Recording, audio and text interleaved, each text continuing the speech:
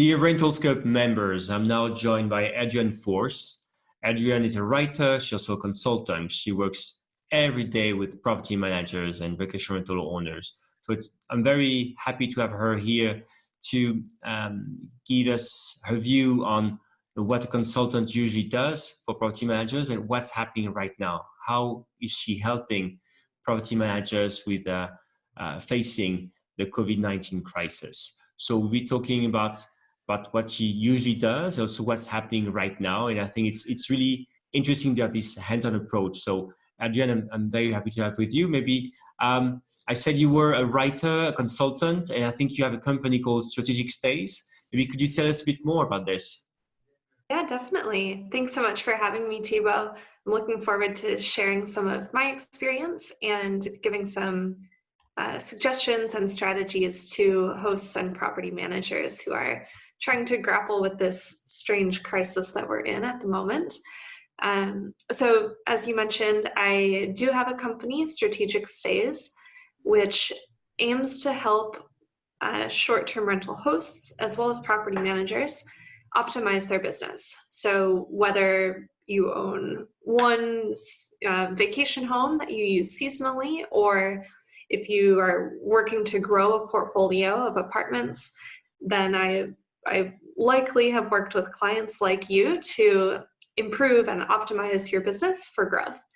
So my normal relationship with clients could include anything from writing listings, so the actual content that you would upload to Airbnb or your own website, also writing website content, both for property managers or hosts, and for industry news sources and knowledge sources like Rental Scale Up.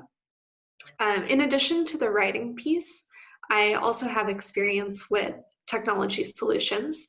So I help clients find the right property management system, channel manager, rate intelligence tool, all of that good stuff. I help clients find the right tool and implement it. So that could include billing out your listings in a channel manager, or maybe setting up connections with Booking.com or Expedia in the system that we've chosen. So together, all of those sorts of tasks can help a host or property manager optimize their existing business. And in normal times, I'm very busy with new properties coming on board or pricing strategies so you can sell the highest rates possible, but in a unprecedented situation like what we're experiencing right now, as you can imagine, my day-to-day work is slightly different, just helping hosts really maximize the situation so that we're not just sitting idly waiting for this to be over. And this is what's interesting with you, and thanks for sharing your profile here, because you're sort of a Swiss Army knife, right? When we met online first a couple of months ago, and then we met in person, was, as you said, mostly for writing content for Rental Scale Up, and there's already several articles under your name there. But also you are a credible writer because you know what you're writing about, because you use channel managers and you know all these tools and strategies. So it's very interesting. So right now, what are you seeing in the short-term rental space? Yeah, so if you're a host or property manager watching this, I'm sure you can understand that the market is seeing a lot of cancellations. That's the biggest thing that I'm seeing across the board. And my clients are just kind of coming to terms with how to handle the cancellations. Do they offer refunds? What if the guest booked a non-refundable policy? Do you extend a refund in this extenuating circumstance? So I've been helping clients get through that. I typically recommend, if it is at all possible, to offer some sort of a flexible policy, even if guests did book a truly non-refundable rate. I think the best thing you can do right now is to try to retain that guest. So maybe anything you can do to prevent it from becoming a true cancellation where the money's lost. If you can be flexible with the guest and offer to change dates or issue a partial refund and keep some of the money as a deposit for a future stay, anything that you can do to really maintain the relationship with the guest is beneficial, because if and when the guest does actually stay with you, they're more likely to have a positive experience. And Adrienne, so this advice to shift the booking or the reservation, or maybe to issue some kind of travel credit or partial refund, if not, is this something that's possible mostly for direct bookings, or also booking from different platforms? How does it depend?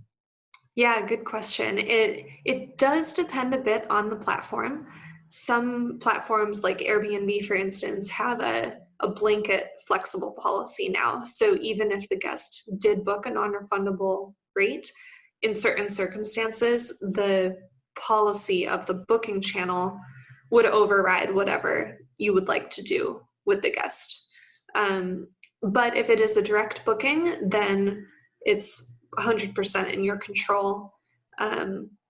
If a guest does inquire directly with you through Airbnb, for instance, if they booked on Airbnb, then you can still maintain that contact with the guest and see if they're willing to change the dates, or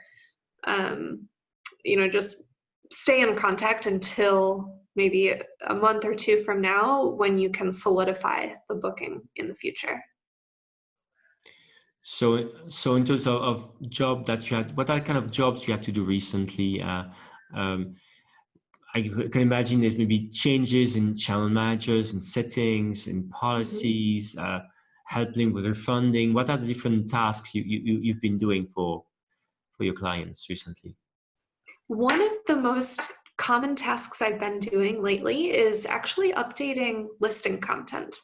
So on Airbnb or Vrbo, any channel where you have the option to add custom text, I've been helping a lot of clients add a special note about what they're doing on property from a cleanliness and sanitation perspective. So if you use certain cleaning products, or you use a professional cleaning company or something like that, anything that can reassure the guest that your property is super clean, that can go a long way in making the guest feel more confident about booking. Also, updating content about a flexible cancellation policy can be helpful. Even updating the titles of your listings. If you're in a rural market, maybe saying something about social distancing, or having a staycation somewhere outside of a city, if your market allows for that.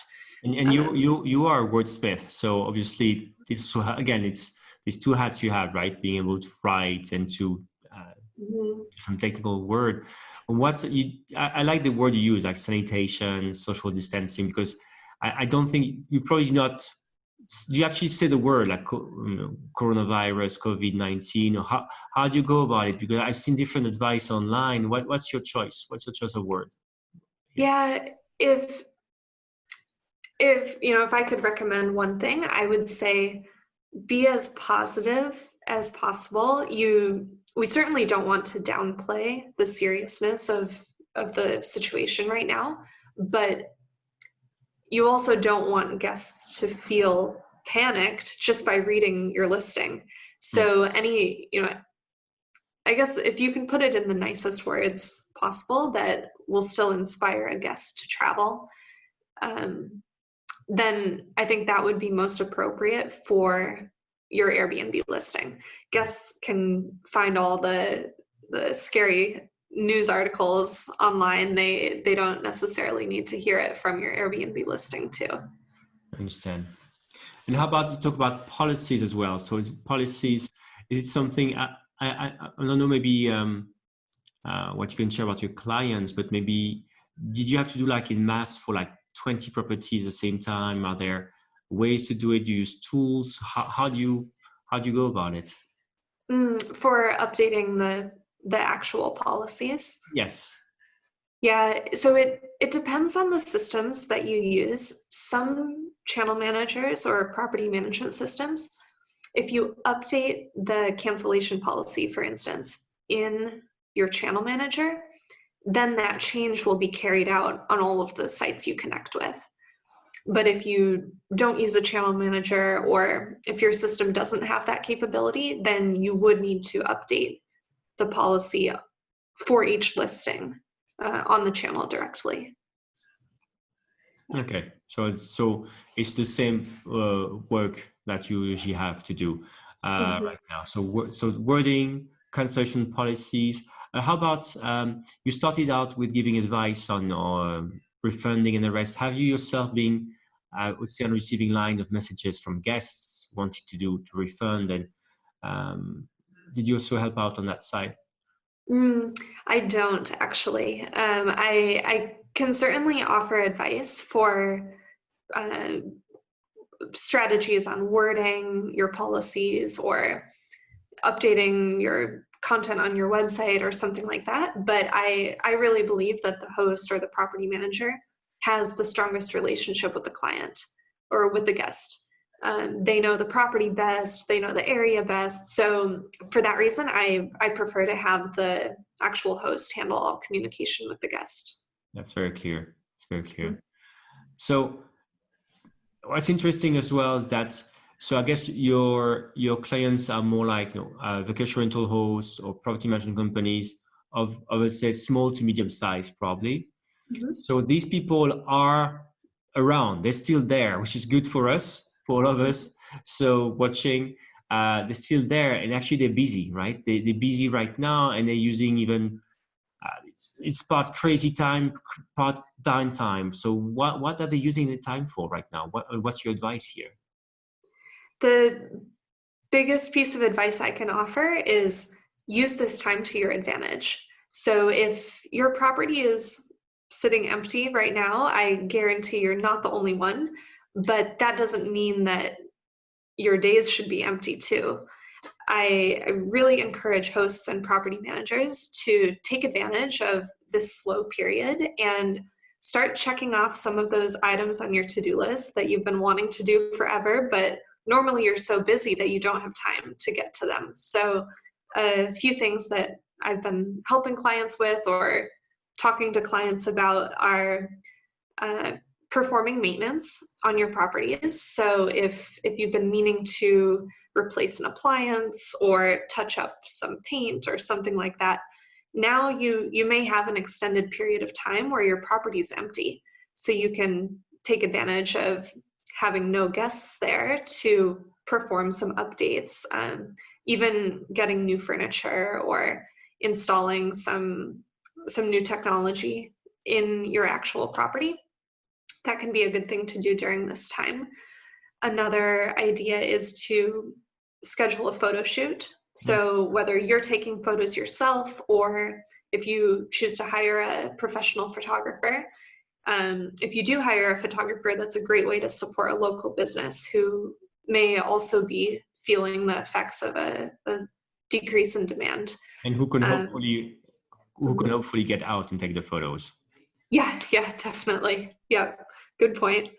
And in addition to some projects in your physical property, a slow period like this is also a good time to test out some new technology solutions. So if you've been curious about a new property management system, maybe you've wanted to try a rate intelligence tool like Price Labs or BeyondPricing, now is a great time to do it because you don't need to be worried about a booking coming in when your price isn't exactly the price you wanted it to be. So this slow period can be a good opportunity to test drive some of those new tech solutions and give you a chance to really learn the tool at your own pace without the pressure that your normal busy schedule. That's a very interesting piece of advice around dynamic pricing. As you said, basically to test out Price Labs or Beyond Pricing, Mhm. It needs to be live, right? This tool needs to be live working. And what you're saying, it's basically, there's less risks right now. There's less risk running Right. these live tests because you wouldn't get bookings at super low prices if something Mhm. wrong. That's a very interesting insight. Mhm. So that's the things people are doing right now. Is there anything else they're doing at the moment? Yeah, it's also a good time to set some marketing strategies for the rest of the year. So that may be drafting some emails that you'll send later in the year, maybe looking into some social media strategies, planning out content that you'll publish for the next couple weeks or months. Um, and in addition to that, it's just a good time to take some time and learn more about your market, about the industry as a whole. It's a good time to watch webinars like these, maybe read up on some studies, or really hone your short-term rental knowledge. So that's using that time to actually so learn more and use the things you've pushed out for a while. That's great. And so let's imagine, hopefully, a month or some weeks in the future, demand does come back. So having done this homework, property managers, vacation rentals should be a bit more ready. Is there anything else people should do to anticipate this return of demand? Yeah, definitely. I was actually just reading a great article on Skift that came out today about pricing. So even though the specific situation we're in is kind of unprecedented on a global scale, there are a few examples of specific markets that have had a really sharp decrease in business but rebounded, whether that be in weeks or months. But when demand came to pretty much zero, these markets were able to recover. So what learnings can we take from those situations? And a couple points that I found were really interesting was to avoid discounting. So it may be the first thing to come to mind that if demand is slow, I want to offer discounts across the board. Anything I can do to get people in the door. But it's actually a little counterintuitive, because once you do decrease your price, it's really hard to build your rate back up. And you also want to preserve your value. If you have a really gorgeous rental property and maybe it's worth $300 a night, you're not doing yourself any benefit by selling it for $100 a night, because people will change their expectations, and all of a sudden your property that used to get $300 a night, you can only get $100 for it. So thinking long term is really important here, and holding on to the rate that you can get can actually be very beneficial in the long run. So that was one piece of advice, is avoid discounting too much, because you do want to be ready for when demand does come back to secure some really good rates. And linking that to a point you made earlier is maybe keeping this price as where it was, but being flexible on the cancellation policy, for example. So there's probably other things to do than the price to show some kind of be a bit more attractive to guests who are willing to take a chance. Definitely. So discounts, of course, are not the only strategy you can implement to make your property more attractive. You can also offer value adds or any additional services or amenities that maybe aren't typically included in the price, but something you can offer temporarily just to make your property a little bit more attractive. So anything from a welcome basket with a bottle of wine and some snacks, or a complimentary airport transportation,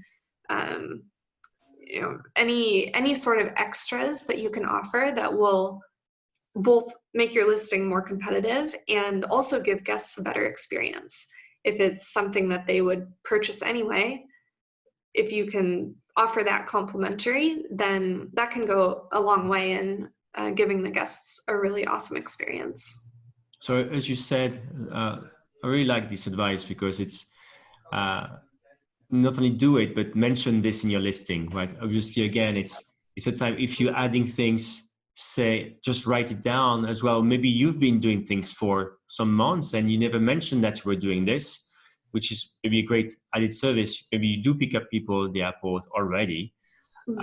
That's what we do in one of my villas in Bali. And mentioning this is key, right? Because you may differentiate yourself from others. And so linking to another point you made earlier, right? Sometimes we think it's all about fancy pricing, discounting, but refreshing having new photos or very relevant content is very important, right? So I agree with you that these are things that are, it's a good moment to get back to those basics and revisit them because it is what attracts people, right? The headlines, the photos, and the content.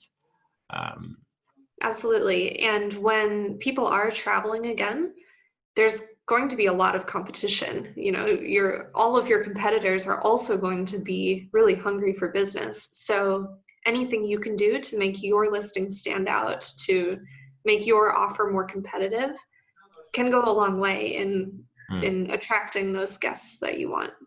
And also probably, I guess also in the short term, demand should come back first to drive to destinations. So the advice you gave earlier about writing about staycations, for example, is still relevant, right? Mm-hmm. Yeah, definitely. I think, I can't predict the future, but I would think people will be more comfortable driving to a destination rather than flying. There's so much uncertainty with flights and air travel in general right now that I think people may be a little bit hesitant to book a property in a place that they know they have to fly to. But if it's a couple hours away from home, maybe at a beach destination or somewhere up in the mountains, that's a lot more approachable. So Adrienne, thank you so much for your advice. I think it's great to hear again, maybe it's the type of clients you have, or maybe smaller, that right now they are able to, they're still around, they're actually preparing for the future. And it's great to also hear that you are there to help them out. So if people want to contact you, how can they reach you? Sure. My website is strategicstays.com. You can also find me on LinkedIn. Just search my name, Adrienne Fors, and I would love to connect. And even if it's just offering some advice, I'm more than happy to talk with you and see what we can do to make your listings the best they can be. We'll put the link to your website in the show notes, so right into the video so people can find you easily. Once again, thank you so much for your time. And usually we see us pretty frequently, so I hope that we see each other in person very soon. I hope so too. Yeah. All right. Thanks.